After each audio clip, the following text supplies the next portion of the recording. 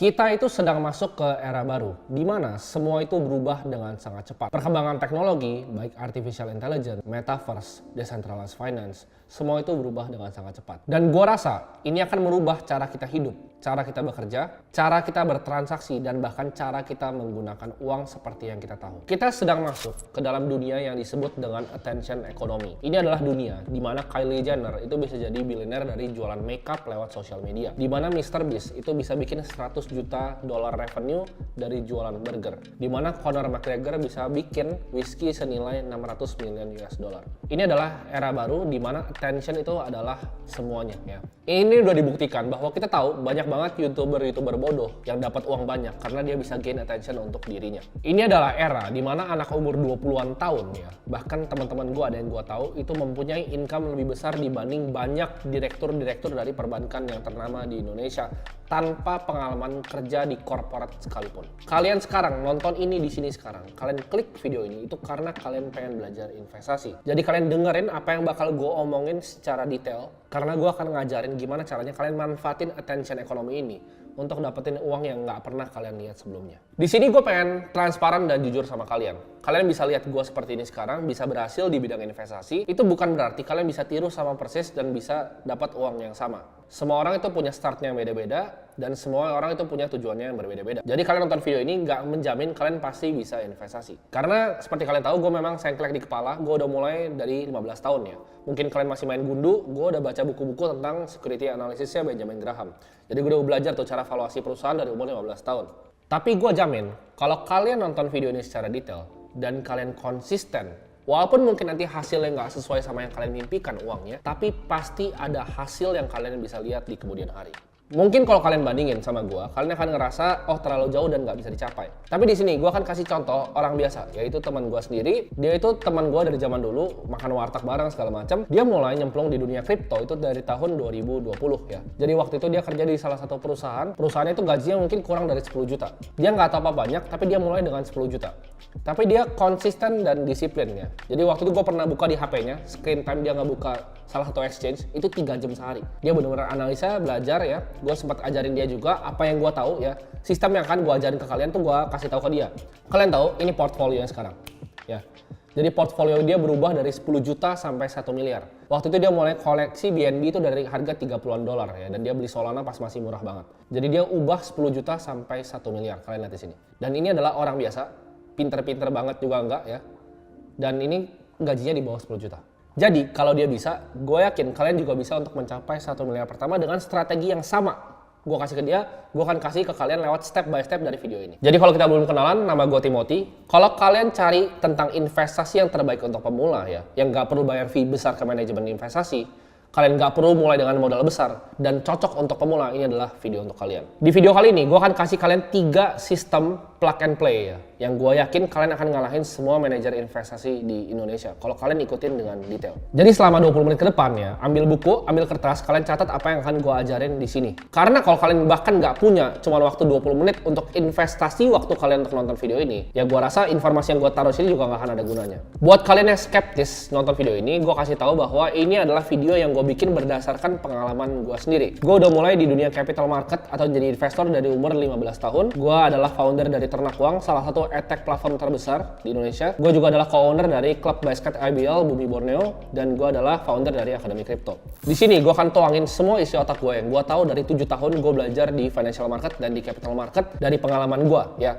Aset mana yang bagus, aset mana yang gue pernah cobain, kenapa aset ini lebih baik dibanding aset yang lain. Ini adalah informasi yang kalian gak akan dapetin di tempat lain karena ini semuanya ada dari otak gue. Jadi di sini gue akan sharing secara detail jenis investasi yang gue udah pernah cobain.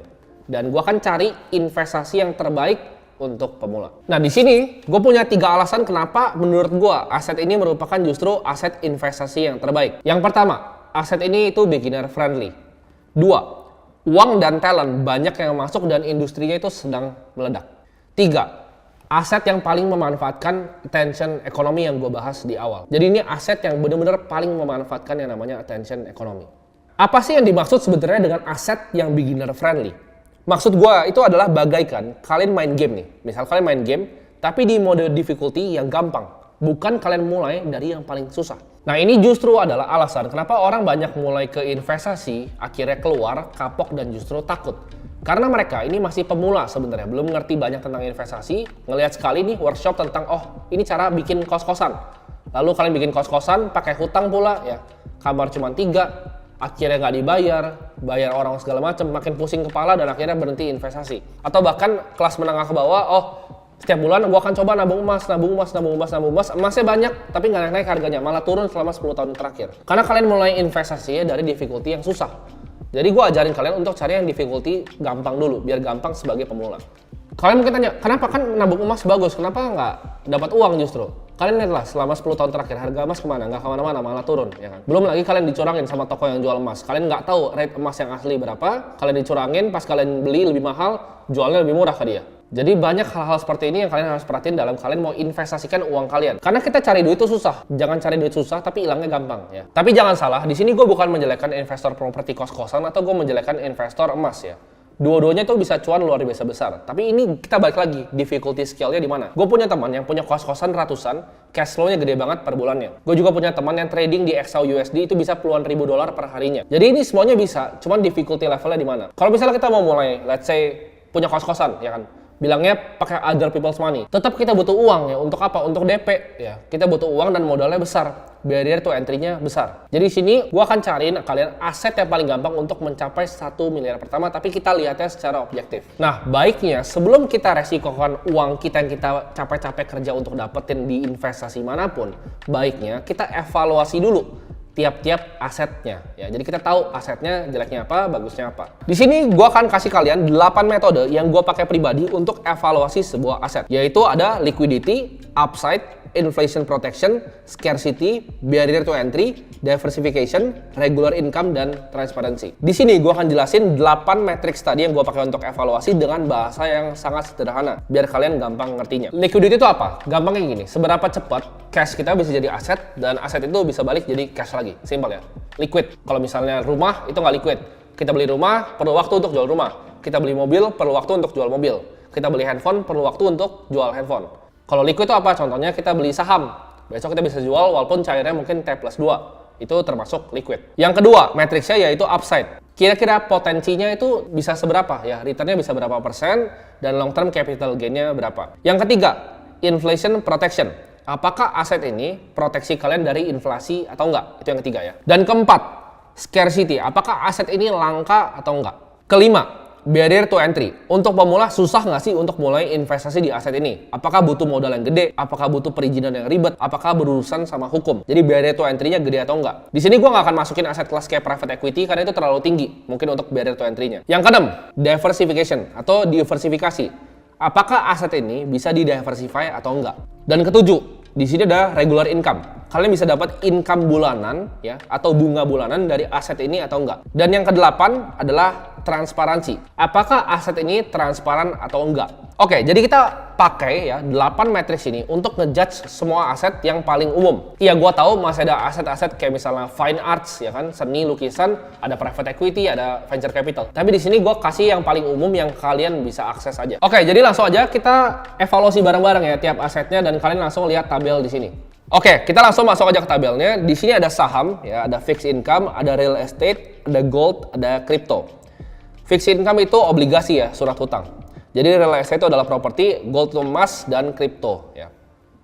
Kita cek dari matriks yang pertama, liquidity. Saham liquid atau enggak? Oh, saham itu liquid ya, dia checklist tuh. Yang kedua, fixed income, dia liquid atau enggak? Itu sebenarnya tergantung ya. Mungkin ada dari kalian yang bilang, oh fixed income tuh liquid, bisa dijual di pasar sekunder. Tapi ini gue ngomong untuk sebagian besar orang. Fixed income itu nggak liquid, biasa ada tenornya. Yang ketiga, real estate, liquid atau enggak? Properti udah pasti nggak liquid ya, karena jualnya butuh waktu, kita perlu ke agen dan segala macam. Emas, liquid atau enggak? Liquid, kita bisa jual di toko, besok langsung laku. Crypto, liquid atau enggak? Kita jual langsung laku, detik ini juga masuk ke wallet kita. Kita lihat dari upside. Saham, naiknya bisa tinggi nggak? Bisa, saham bisa tinggi. Fixed income, upside-nya bisa tinggi nggak? Enggak. Ya, moderate aja. Dia bahkan 7%, 8% tapi fix. Real estate, upside-nya tinggi atau enggak? Tergantung di mana. Gold, upside-nya tinggi atau enggak? Selama 10 tahun terakhir nggak kemana-mana, jadi nggak ada. Crypto, upside-nya tinggi atau enggak? Kita tahu ini adalah aset terbaik selama 1 dekade terakhir. Ya, aset pertama yang mencapai 1 triliun US dollar dari market value. Kita lihat matriks yang ketiga, ya, inflation protection. Apakah ini bisa memproteksi kalian dari inflasi atau enggak? Saham, apakah bisa? Jawabannya enggak. Fixed income apakah bisa? Jawabannya enggak. Real estate bisa untuk proteksi kita lawan inflasi. Emas bisa untuk proteksi kita melawan inflasi. Kripto bisa juga untuk proteksi kita lawan inflasi. Kalian mungkin ada yang komen, kok saham nggak bisa? Kalian lihat lah, growth S&P 500 lawan M2 money supply ya. Basically itu sama growth-nya. Uang yang di print sama saham itu terbangnya sama. Jadi real cost of capital dari saham itu sama kayak uang yang di print. Di sini kita lihat yang keempat, yaitu scarcity. Langka atau enggak asetnya? Saham, langka atau enggak? Enggak. Itu gue bisa cetak kapanpun. Gue kalau punya perusahaan, TBK gue bisa terbitin saham. Gue bisa right issue. Jadi itu sama sekali nggak langka. Dua, fixed income. Perusahaan manapun ya, mau perusahaan BUMN, perusahaan swasta itu bisa terbitin surat utang baru, jadi nggak scarcity. Real estate ya, itu bisa didebatin langka atau enggak, tapi buat di sini gue akan bilang langka ya. Kenapa? Karena tanah terbatas ya, cuma diciptakan sama yang maha kuasa, cuma terbatas, jadi orang rebutan untuk beli tanah, jadi anggaplah terbatas. Emas, kita tahu emas itu punya limited supply, walaupun ada biaya eksplorasi, dia bisa eksplorasi untuk grow supply 2% setiap tahun, tetap gue hitung sebagai langka. Dan kripto apakah langka? Yes ya, karena Bitcoin itu cuma ada 21 juta koin yang pernah akan diciptakan. Di sini kita lihat lagi dari barrier to entry. Saham, gampang nggak untuk beli saham? Gampang. Banyak sekuritas bahkan di bawah 100.000. Jadi gampang masuknya. Fixed income. Nah ini bisa didebatin lagi nih, antara kalian mau masuk pakai reksadana atau kalian masuk langsung straight ke fixed income-nya. Kalau langsung itu biasanya ada minimumnya, ada lumayan gede. Kalian nggak bisa main beli bonds misalnya AAA yang bagus tapi uangnya sedikit, pasti miliar-miliaran. Jadi gue akan bilang itu lumayan lah. Real estate barrier to entry-nya tinggi. Kenapa? Karena modal awalnya besar. Nggak semua orang bisa langsung beli properti. Ya. Kecuali kalian mau ikut equity crowdfunding terserah. Tapi itu biasa kalian ya dikerjain lah sama yang punya ECF-nya. Gold, ya kita lihat gold. Barrier to entry-nya gampang nggak belinya? Gampang. Bisa beli kepingan kecil-kecil. Atau bahkan digital. Kripto gampang nggak belinya? Gampang. Tinggal buka exchange. Ya. Jadi kita evaluasi asetnya benar-benar objektif. Nah kita lihat lagi dari sisi diversifikasi. Saham bisa diversifikasi? Bisa. Kita bisa cross sektor ya, kita bisa beli di perbankan, kita bisa beli di poultry, kita bisa nyebrang ke teknologi. Bahkan bisa cross negara, bisa di Indonesia, bisa di Jepang, bisa di Amerika. Fixed income, bisa diversify. Ini bisa didebatin sih, ini juga bisa didebatin.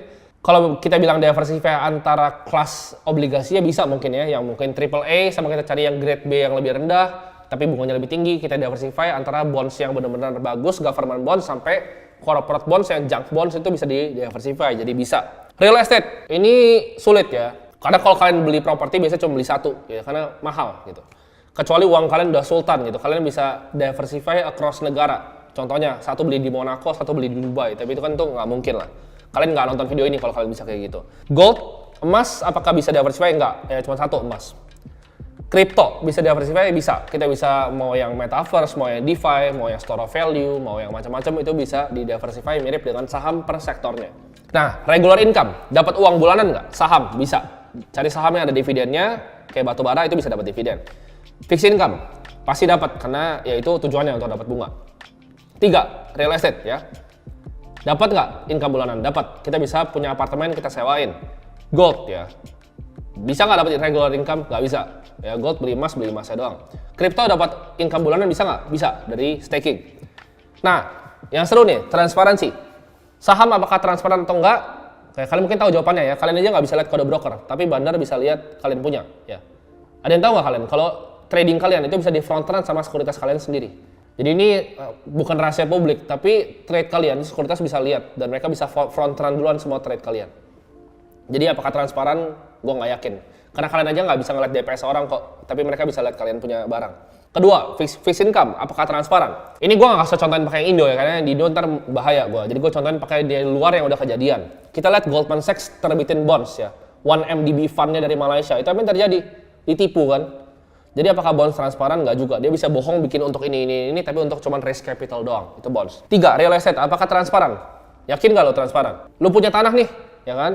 Lo punya tanah, terus ada developer gede gitu. Developer gede mau bangun sebuah kompleks di tanah lo. Dia akan tawar pasti harga yang bagus. Nah, gitu.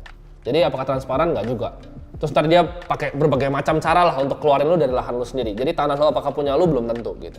Nah gold, transparan ya somewhat lah. Gue tahu ada kartelnya, ada mafia, tapi gold somewhat transparan. Kripto, lo bisa lihat semuanya ya. Mau Ethereum lo bisa cek di Etherscan.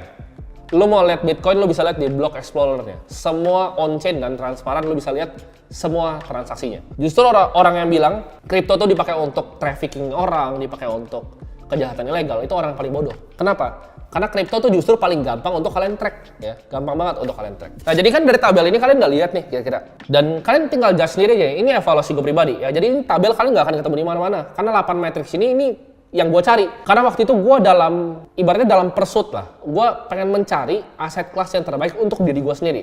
Jadi gue ketemu 8 matriks ini dan gue bandingin. Ini tabel yang gue bikin sendiri. Kalian pertanyaan besarnya, apakah gue bikin tabel ini bias karena aset gue tuh besar di kripto, jadi gue jelekin semua aset kelas yang lain? Jawabannya enggak. Gue itu mulai dari saham ya. Gue udah lama banget di saham. Gue udah pernah kenal bandar, gue pernah kenal sama bos-bos sekuritas, aset management. Gue udah pernah lihat market maker cara kerjanya gimana gitu. Gue udah tahu kayak misalnya kenapa gue bisa bilang nggak transparan gitu. Kayak contoh kemarin, itu ada saham yang turun, ya kan? Saham market cap besar yang turun. Depannya G, belakangnya O, kalian tebak sendiri. Itu turun tuh, ya kan, retail kekunci. Contohnya transparan, ARA ARB, ya kan. Itu nggak simetris gimana caranya? Kalian pikir itu nguntungin retail? Enggak, itu buat ngebantai kalian. Justru ARB kecil 7%, itu buat ngebantai kalian biar kena kunci. Gimana caranya bisa keluar dari ARB itu? Kalian pakai sekuritas yang servernya deket sama bursa. Nah makanya bisa keluar tuh pakai MG gitu kan, karena servernya deket sama bursa efek. Nah itu hal-hal yang kalian nggak tahu dan gue udah terjun dalam. Jadi gue ngomong aset-aset ini bukan berdasarkan cuman view dari luar ya, bukan gue cari di Google, tapi ini pengalaman pribadi gue. Kita ngomong obligasi ya, gue udah pernah beli obligasi yang miliaran, gue udah pernah coba trading bahkan obligasi ya, karena gue kurang suka karena returnnya kecil. Itu preferensi. Banyak yang suka obligasi karena itu aman dan returnnya kecil. Kalau gue nggak suka returnnya kecil. Jadi gue bukan preferensi gue obligasi. Kita ngomongin properti. Oke, mungkin kalian ada yang bilang, oh lu nggak pernah punya kos-kosan, jadi lu nggak tahu internal rate of return. Betul, gue nggak pernah punya kos-kosan. Tapi di sini, kalau kalian mau tanya gue, misalnya, oh cari properti itu gimana? Lu mau main yang gimana? Ya, mau cari yang capital gain? Ini gue bikin workshop properti juga nih di sini. Kalian mau cari yang capital gain atau kalian mau cari yang dapat income bulanan? Pilih dulu satu-satu. Mau capital gain ya jangan cari yang di Indo. Indo udah nggak mungkin dapat. Kalian ke Dubai aja cari capital gain. Kalau mau yang fixed income besar, fixed income daripada kalian beli kos-kosan doang, itu internal rate of return-nya mungkin 13-14%, tapi itu di atas buku. Tapi kalau kalian mau real return, kalian cari misalnya apartemen yang low class, dan kalian cari yang yieldnya tinggi. Oh, tapi kan apartemen yieldnya 2-3% kalau di Indonesia. Bisa cari ya. Ini lu langsung aja buka di OLX, Puri Parkview itu 300-400 juta. Kalau misal kalian buka di Jendela 360 atau di tempat sewa lain, itu harga sewa per tahunnya. Studio yang 20-an meter gue lupa, itu hampir 9% yieldnya. 9-10%. Lu tinggal beli aja tuh apartemen. Ini gue kasih cheat sheet yang nggak usah ikut workshop. Dapat yield 10% ya, per tahun dari properti. Kalau kalian mau 15, jangan main di yang hunian doang ya. Kalian bisa main di tempat, contohnya mau 15%, kalian bisa bikin office space ya kan, bikin tempat jadi bar atau jadi yang lain. Jadi propertinya dikembangin jadi F&B, jadi bar. Apakah gua ada investasi di properti? Ada, tapi gua nggak bisa disebut sini. Anggap aja itu investasinya properti plus lifestyle lah. Jadi gue nggak usah sebut di sini. Jadi kalau kalian tanya properti, apakah gue mendalami? Gue juga udah pernah cari. Karena gue bilang tadi, gue dalam misi untuk mencari aset kelas yang terbaik. Next ya, gold. Ya, gold kita tahu emas 1 kilo. Sekarang kalau gue beli pun 10 tahun lagi 1 kilo lagi. Jadi buat gue nggak ada gunanya. Dan yang terakhir, kripto. Ini menurut gue punya proxy untuk melihat masa depan. Artificial intelligence, metaverse, DeFi, semua yang paling canggih-canggih, semua orang paling pintar yang gue tahu udah pindah ke industri ini. Jadi ini adalah evaluasi gue ya. Jadi ini evaluasi secara objektif karena gue udah pernah cobain semuanya. Kita kan udah bahas kenapa kripto itu bagus untuk pemula. Sekarang kita akan bahas kedua ya. Kenapa kripto itu adalah aset yang terbaik? Karena banyak orang yang masuk. Maksudnya apa? Kita lihat eksekutif dari Goldman Sachs pada pindah, dari JP Morgan pada pindah. Orang-orang jagoannya traditional finance itu banyak yang justru pindah ke cryptocurrency. Dan orang-orang paling pintar di Silicon Valley itu udah nggak ke Apple, udah nggak ke Amazon, tapi ke perusahaan-perusahaan yang berbasis Web3. Dan ada dua ya. Kita tahu industri itu meledak kalau ada dua. Satu perpindahan talent, satu itu uang besar masuk. Maksudnya apa? Kita lihat venture capital firm seperti Andreessen Horowitz dan lain-lain, itu pouring uang gila-gilaan. Sequoia bikin fund crypto, itu gila-gilaan uangnya ya. Tiger Global. Kalau kita lihat uang udah masuk dan talenta udah masuk, itu industrinya pasti akan meledak. Ini kayak kita masuk industri teknologi internet zaman 2000. Orang pada berbondong-bondong masuk duit dan orang. Sekarang ini sama. Dari yang Amazon, Facebook, Tesla, Netflix itu pindah semua ke Web3. Alasan yang ketiga, kenapa menurut gua kripto bagus adalah attention economy. Ya, kita lihat ini udah dibuktiin sama Elon Musk. Karena ini sebenarnya NFT kenapa bisa meledak? Karena itu adalah social token. Cobalah kalian pikir, siapa yang mau beli sebenarnya gambar monyet 2 miliar? Kenapa Justin Bieber beli 3 biji? itu adalah social token. Karena zaman sekarang semua itu serba sosial media. Jadi kalau orang bilang use case NFT ini bla bla bla bla bullshit menurut gua. Use case itu cuma satu. Gambar monyet itu bukan buat investasi, bukan buat apa, tapi untuk pamer. Jadi kalau misalnya sekarang gua pakai Rolex atau gua pakai Patek gua gitu, orang tahu kalau ketemu oh dia punya jam 1 miliar gitu. Tapi kalau misalnya NFT, lu cuma lihat profile picture gua di Twitter, lu tahu oh ini orang gambar monyetnya dibeli 2 miliar buat gaya-gayaan. Jadi itu adalah definisi dari attention economy. Dan menurut gua crypto ini thrives on attention economy plus teknologi plus sistem moneter baru. Jadi ini merupakan investasi yang menurut gua, ya gua yakin pribadi karena gua bet juga banyak aset gua ke dalam investasi ini. Attention economy ini nih gua kasih tau kalian adalah gimana caranya perusahaan-perusahaan paling besar di dunia itu ngasilin uang. Siapa sih perusahaan-perusahaan paling besar? Ya kan, simple, Apple, Google, Meta, Instagram, Netflix. Mereka dapat duit dari mana? Attention kalian. Kalau kalian pakai produk kayak Instagram, kalian kira oh keren nih aplikasinya gratis, kalian tuh adalah produknya. Karena mereka jual advertising ke kalian. Revenue YouTube, kalian nonton YouTube sekarang, ada iklan nggak tadi skippable? Yang dapat uang paling banyak siapa? Apakah gua? Nggak, gua nggak dapat duit banyak dari AdSense. YouTube yang dapat duitnya. Nah, jadi dunia ini revolves around attention. Kita lihat Kylie Jenner, Conor McGregor, Mr. Beast. Ya, Mr. Beast menurut gua akan jadi billionaire paling muda di dunia. Kenapa? Karena attention yang dia punya. Bahkan kita lihat Andrew Tate, ya kan? Dia dapat duit dari mana? Attention. Semua ini bridge on attention economy. Dan kenapa kita nggak cari aset yang attention economy paling bagus? Kalau gue beli saham di Indo, proxy-nya cuma Indo. Kalau gue beli kripto itu global. Kita lihat ya konglo-konglo di Indonesia mana yang nggak invest di cryptocurrency, ya. Sinarmas udah punya Nanovest, ya kan. Jarum kemarin sama Binance mau bikin bina lokal. Jadi ini adalah game yang konglo bahkan udah masuk di Indonesia. Oke, kita udah tahu di sini bahwa kripto itu thrives on attention economy. Tapi gimana caranya? Jadi yang gue janjiin di awal, gue akan kasih step by stepnya nih ya. 3 step gimana caranya kita bisa investasi di kripto yang gue ajarin teman gue untuk dapat dari 10 juta sampai jadi 1 miliar kripto portofolionya. Kita akan mulai dari step yang pertama, yaitu punya uang untuk investasi. Gak punya uang, sini gue ajarin. Nah, buat kalian yang belum punya income, ya kalian terserah lah. Kalian mau jualan barang, kalian jualan service, tapi cari income dulu ya. Dan gue harap beberapa kalian udah punya income dan udah ada yang kerja. Gak punya duit, gue akan ajarin kenapa kalian gak punya duit. Di sini gue kasih contoh ya. Ini adalah uang ya, dan ini adalah waktu. Ini yang biasanya kalian lakuin nih. Ini yang biasa kalian lakuin. Ini kalian kan pertama grafik kalian kayak gini. Kalau kalian kerja sama orang nih, grafiknya kayak gini, ya kan, set naik gini. Dari intern ya kan, dari naik 3 juta, 8 juta, manager ya kan, VP, direksi. Tapi expense kalian ya, ini orang-orang nih suka kayak gini nih. Ikut naik ya kan, mobil dari Avanza, beli BMW X1 ya kan, Mercy C-Class. Apa yang terjadi? Nah, ini kebanyakan gaya. Ini kecil. Kenapa nggak punya uang buat investasi? Ini kecil. Kecil. Nggak ada. Nah, gimana caranya kalian bisa dapat duit lebih banyak? Caranya adalah gini. Gue kasih tau kalian ya, income gue pas gue SMA bikin agency itu 60 juta sebulan. Mungkin kalau pebisnis sedikit beda. Kalau pebisnis dia kan nggak lurus, dia agak begini. Income gue 60 juta sebulan, pengeluaran gue kecil banget. Set, ngikut, tapi dia begini, rata. Ini gue nih pas SMA. Apa yang terjadi? Di sini gue mungkin memang agak tipis, karena awal pasti ya tipis. Lu dapat uang 3 juta tipis. Nah, tapi begitu gue udah 60 juta sini, ini pengeluaran gue itu stay 10 juta per bulan. Pas gue kuliah tuh, udah 60 juta, ini stay 10 juta. Nah, ini apa nih? Nah, ini adalah tempat kita investasi. Ini kebebasan, freedom. Ya, freedom. Ini kebebasan. Makin besar gap ini, makin aman kita. Nah, apa yang terjadi sama orang banyak? Ini gue kasih tau nih, yang terjadi sama kalian nih. Kalau kalian nonton video ini ngerasa, oh gue nggak ada uang buat investasi. Satu, lu nggak tahu cara bikin income-nya. Itu lu urusan nanti lah, itu gampang. Cara income lu jualan service gampang. Lu income-nya begini nih masih nggak jelas, ya kan? Nah, lifestyle lu lebih nggak jelas lagi. Nah, ini lifestyle lu begini nih. Maksudnya apa? Oh, ada acara ulang tahun, ya kan? Oh, ada lahiran teman, ada apa? Keluar uang kayak gini. Padahal income kalian di sini. Lifestyle begini tapi udah cicil motor kan, beli motor gede segala macam. Oh, mau beli rumah nih, padahal belum mampu beli rumah. Nah, ini apa nih namanya? Kalau tadi kan gue bilang tadi freedom nih. Kalau yang ke bawah tuh freedom. Tahu ini apa? Ada yang tahu? Ini perbudakan namanya. Gue tulisinnya perbudakan. Kalian mau jadi budak dari sistem keuangan, ini kalian jadi budak sini. Kalian akan kerja sampai mampus untuk nutup pengeluaran kalian. Jadi, paling bagus itu gimana? Paling bagus adalah kalian cari pekerjaan yang mungkin bisa begini, eksponensial, tapi kalian bikin datar.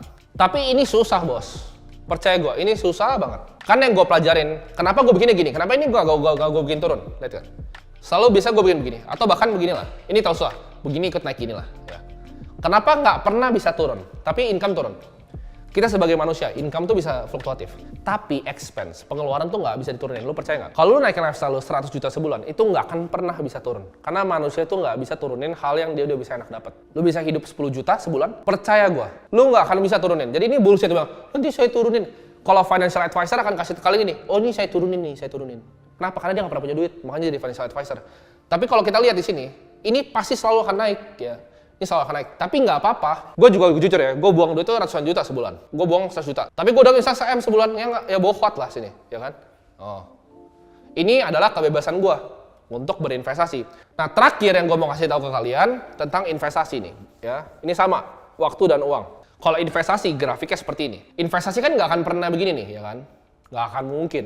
Terserah lu mau obligasi gini tapi 8%, silahkan. Itu lu aja, gue nggak mau. Gue mau investasi yang berkali-kali lipat, 10 kali lipat uang gue. Jadi investasi gue tuh biasa seperti ini, set, kebakar lagi, kan? Set, kebakar lagi, set, kebakar lagi. Tapi ini gini, nah ini apa nih?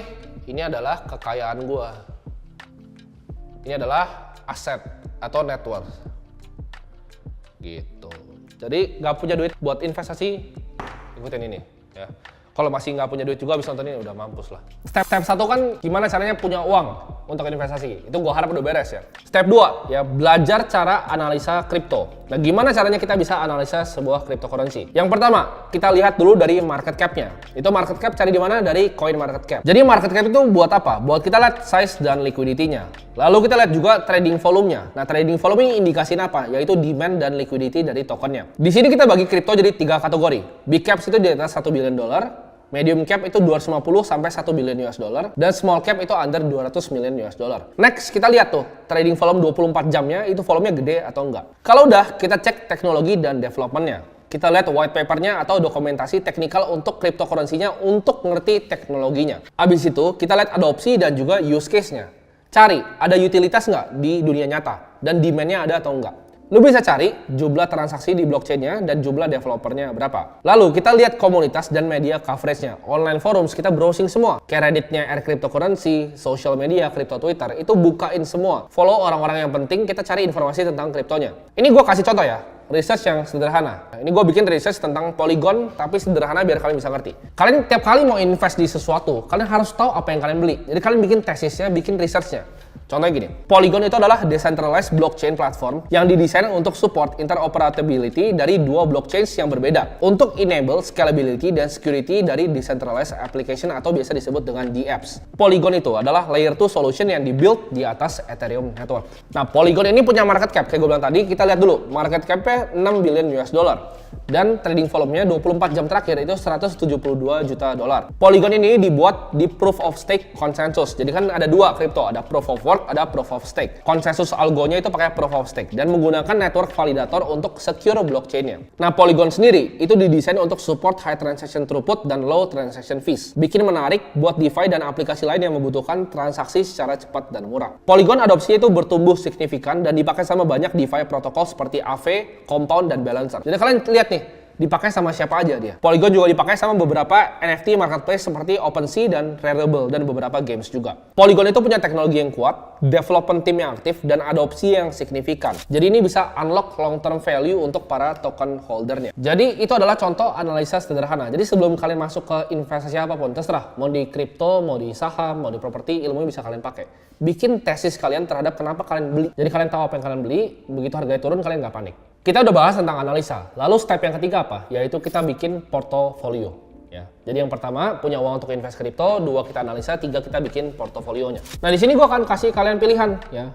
Kalian mau tidur yang tenang, tetap bisa cuan, atau kalian mau yang cuannya lebih besar. Ini pilihan kalian. Ya balik lagi, mau tidur tenang atau mau cuan yang besar. Kalau mau tidur tenang, simple banget. Kita bikin portofolio 60 Bitcoin, 40 Ethereum. Percaya gue, cicil aja setiap bulan 2024, 2025 lu balik lagi ke video ini. Thank you sama gua. Ya, simple banget. Itu tinggal tidur.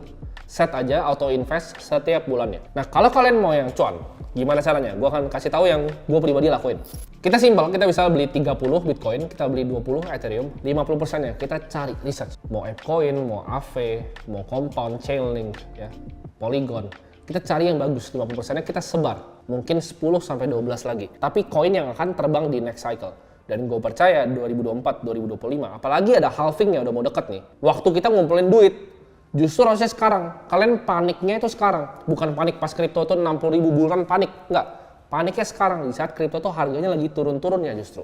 Tapi ini butuh kesabaran dan research mungkin berjam-jam untuk kalian bisa ngelakuin ini. Jadi ikutin step by step gua sistemnya. Pertama, uangnya bener dulu, beresin dulu uang kalian. Jangan kebanyakan gaya, income-nya gedein, expense-nya kecilin. Atau at least expense-nya sama karena nggak bisa diturunin. Yang kedua, kita belajar analisa. Analisa untuk apa? Untuk cari bikin portofolio yang ketiga.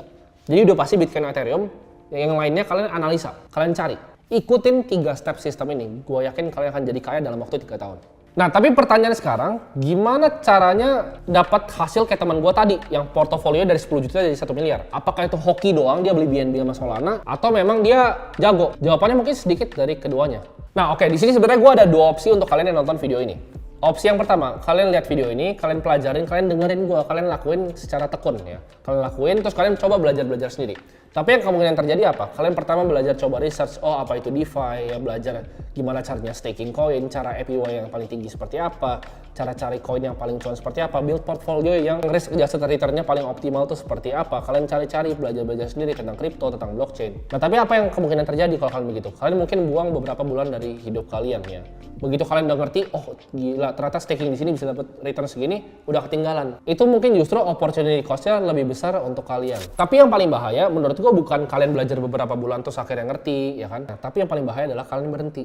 Jadi kalian nonton video ini, kalian tekunin, kalian coba, kalian belajar sendiri, nggak cuan-cuan gitu. Kalian nggak ketemu kayaknya yang bener di mana, lalu kalian nyerah. Karena banyak orang kayak gitu, coba sebulan, 2 bulan, 3 bulan, di kripto nggak berhasil, nyerah. Nah itu yang gue nggak mau sebenarnya kalian lakuin. Itu adalah kenapa makanya gue kasih kalian opsi yang kedua, yaitu gue bikin platform belajar namanya Akademi Kripto. Di sini gue akan ajarin semuanya ya, dari tesis awal kripto, cara manfaatin intention ekonomi. Gue bakal kasih tahu kalian caranya kalian ngeliat project itu bisa berubah dari niche market ke yang populer, gimana caranya manfaatin kuadran dari attention ekonomi itu, ngeliat cycle kripto. Kalian nggak usah ngeliat sendiri cycle-nya, gue yang liatin cycle untuk kalian. Kita lihat nih gimana caranya kita manfaatin Goldilocks dan juga reflation untuk nanti cuan di tahun 2024. Kapan sih halving dan gimana caranya kita manfaatinnya? Kira-kira koin-koin apa yang kasih staking return paling tinggi? Gue praktekin sendiri ya. Gimana caranya dengan uang misalnya 28 juta bisa dapat hampir 100.000 per harinya. Itu gue kasih contoh semua di staking kripto. Semua yang gue tahu, gue tauin knowledge-nya di sana. Jadi kalian gak usah belajar bertahun-tahun yang gue pelajarin. Tapi kalian skip semuanya, langsung belajar materi dagingnya. Materi yang ada di Akademi Kripto itu adalah materi yang gue ajarin sama persis yang gue kasih tahu ke teman gue untuk dia dapetin 1 miliar pertama. Dan gue rasa beneran, kalau dia bisa, kalian tuh pasti bisa. Orang sama-sama akan nasi. Gue akan pandu semua secara step by step tools yang gue pakai, cara ngeliat di coin market cap seperti apa ya, cara ngeliat on-chain transaction ya. Dari yang basic banget itu gue akan ajarin semuanya secara lengkap. Bahkan buat kalian, karena gue rasa dalam pembelajaran itu kalian butuh support ya. Di situ juga ada komunitas untuk kita sama-sama saling belajar. Kalian bisa chat langsung pribadi dengan gue dan ada timnya. Kita bisa belajar bareng-bareng untuk saling support. Karena gue ngerti banget waktu misalnya mau mulai sesuatu tapi nggak disupport oleh teman dan juga bahan keluarga. Jadi sini kita bikin komunitas yang saling support. Buat kalian di Akademi Kripto yang udah join, nonton modulnya, tapi ngerasa, oh kok kayaknya masih nggak ngerti, masih kurang ngerti. Tenang, di komunitas kita itu nggak cuman kalian aja yang ada di sana, tapi bakal ada profesor-profesor yang gua handpick pribadi. Ya, jadi profesor-profesor ini gue yang pilih pribadi untuk bantu pertanyaan-pertanyaan kalian dan bantu gue bikin modul. Di sini sekarang masih ada 3 ya, tapi nanti kedepannya gue akan tambah profesornya. Di sini yang pertama ada Profesor R. Dia 8 tahun di crypto trading dari tahun 2015. Dia ahli di technical dan juga fundamental analysis crypto, risk management dan portfolio construction. Profesor ini juga berkontribusi ke beberapa trading strategi di crypto market. Education beliau adalah MBA di bisnis. Selanjutnya ada Profesor E. Dia ini 5 tahun di blockchain engineering dan juga crypto development. Ahli dalam menganalisa arsitektur blockchain dan juga mekanisme konsensus. Beliau juga punya pemahaman yang dalam mengenai kriptografi dan juga development blockchain. Beliau juga berhasil mendevelop beberapa project di apps dan smart contracts di Ethereum dan juga Polygon. Dan yang terakhir adalah Profesor E. Edukasinya adalah PhD, jadi beliau adalah profesor beneran, blockchain researcher di Monash University, Australia. Dia juga blockchain security expert di Sigma Prime, ya, kliennya seperti kalian mungkin tahu Ethereum Foundation, Chainlink, Aave, Near Protocol, dan banyak lagi. Beliau juga merupakan research fellow di Deakin University. Jadi profesor yang gue bawa untuk bantu kalian belajar itu nggak main-main. Bahkan ada profesor beneran dengan gelar PhD. Kalau kalian nggak percaya, ini adalah research dari beliau tentang anonymity di Monero. Jadi lengkap banget, kalian bakal belajar semuanya ya. Kalau bingung tinggal tanya. Tapi balik lagi, ya gue mau ngajarin video kayak gini sampai mulut gue berbusa. Gue mau ngajarin di Akademi Kripto segala macam. Kalau kalian malas-malesan, gak mau punya kepengen untuk merubah hidup kalian, gak mau take action, males, percuma semuanya. Karena gue rasa ya, investasi terbaik adalah investasi ke diri kita sendiri atau investasi leher ke atas. Itu yang bakal ngasih bunga lebih tinggi dibanding aset kelas manapun, mau kripto, mau properti, mau saham. Investasilah di diri lu sendiri. Dan gue yakin diri lu 5 tahun nanti akan thank you sama diri lu sekarang yang take action saat ini. Sampai ketemu semuanya di Akademi Kripto.